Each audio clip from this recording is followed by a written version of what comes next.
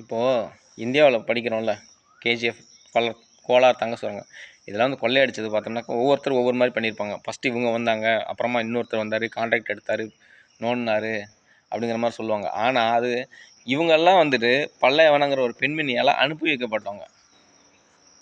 இங்கே உள்ள மொத்த தங்கத்தையும் அள்ளிட்டு போயிட்டு எடுத்துக்கிட்டு போயிட்டு அதை உலக நாடுகள் மற்ற நாடுகளுக்கு பிரித்து கொடுத்துருக்காங்க. இன்றைக்கி வந்து 200 நாடுகள் இருக்குது.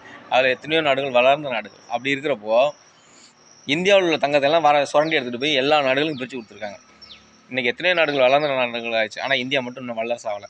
அப்படி இருக்கிறச்சோ இந்த பணம், பதவி, பேர், புகழ், மாலை, மரியாதை, அப்புறம் நிறைய ஆண்கள் கூட தொடர்பு வச்சுக்கிறது, அப்புறம் இது இல்லாமல் வரலாற்றில் இப்போ வரலாறுலாம் இருக்குது பார்த்திங்களா, வரலாற்றில் இடம் பிடிக்கணும், இந்த மாதிரியான நோக்கங்களோட இந்த மாதிரி காரியங்களை பண்ணும்போது, மக்களை கொடுமைப்படுத்தும் போது, சித்திரவதை செய்யும்போது அதை என்னான்னு சொல்லுவாங்க.